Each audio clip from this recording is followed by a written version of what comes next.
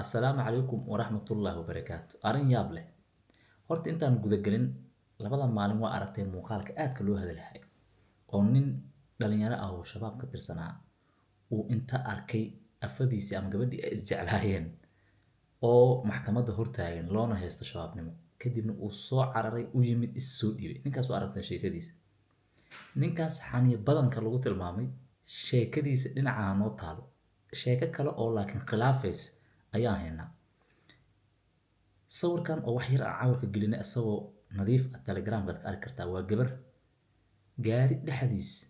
waxaa nafta ku dhaafin rabay oo si sakana ah looga gaaray nin ay xiriir lahaayeen oo sida ay xogtu sheegayso ay gabadha ka cuntay lacag markii ay ku balameen guur lacag ilaa iyo $5,000 ayaa laga xoqday ninkaas dhalinyarada ah. Hadda waa xiran yahay maadaama baaris ku socoto sawirkiisa ma soo dhigin laakiin waa helnay ninka marka gabadha maadaama waqti dheer wada socdeen lacag laga daldalay markii dambe sida ay dadka noo sheegeen laamaha amniga iyo dadka kale ee dhacdada goobjoog u ahaaba qaar ma kor kala socday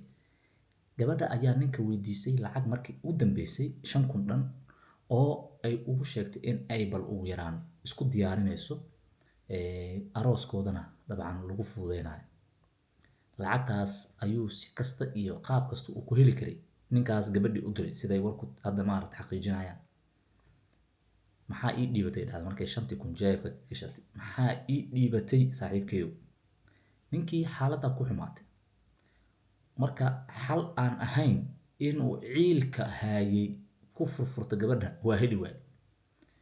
siduu marka u seexanayay gabadhii maray balameen gaari dhexdiis ayuu sida aragteen ku yaalay surka ayuu goyn rabay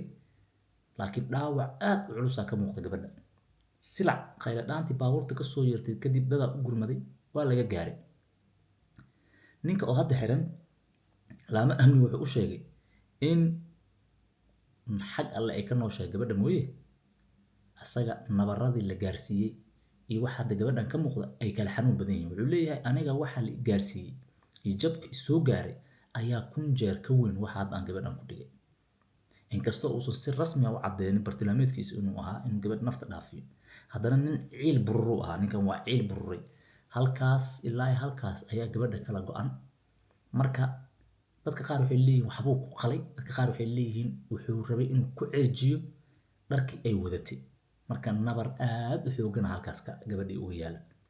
isagii waa la cararay waxaa la geeyay saldhigga hadda laamaha amniga ee Kismaayo ayaa gacanta ku haya ragga qaar xoolahooda ma dhintaan dumarka inta badan waxay jecel yihiin in keen si ugu wadaan ragga ay jeebka ibirka dhigaan marka dambane waxaa meeshaas ka imaanaya xaaladaha noocan oo kale oo waxaa ku jira ragga mid aan geedkiisa la daaqin oo khatar ah inkasta oo markasta isaga laga garleeyahay oo uu dacwoon karay sifa sharci aadi karay haddana ninkan waa ciil cunay gabadhii dhibaatadaas uu gaarsiiyey laakiin ilaahay wuxuu ka badbaadiyay in gacantiisa aysan ku dhimanin ragga laba waay marka midna isaga oo nimankii yaryarka ahaa oo difaaca ku jira oo dhirta ku jira ayuu arkay qoftii uu jeclaa oo asiga dartiis loo haysto iyo shabaabnimo duurkuu soo dhex jibaaxay soo cararay soo socday yimid kadibna qartay inuu nimankaas yahay kana soo cararay jaceylkiisa darteed marka inkasta oo dhacdooyinka xoogaa si un isku soo shabahayaan laakiin kala duwan yihiin ninkan khiyaano lama kulmin kana khiyaano la kulmay laakiin hataa haddii beer wax jecel uu ahaan lahaa kan kale khiyaanadan loo geystay waa iska qarsan lahaa nabar ma gaarsiin karo qofku jecel yahay si kasta oo dhagar ama dhibaato dhankiisa ama dhankeedaba uga yimaado laakiin ninkan waxaas ma qorin lacagtiisa u muuqatay markaan jaceylka meel uu iska soo dhigay shilinkuu ka hadlayay beesada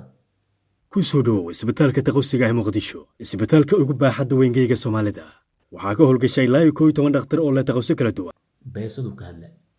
halka ninkaana dhawaqa rasaasta iyo wax walba uu jid ku qabsan karay uu ka arkayay jaceylka. Salaamu calaykum.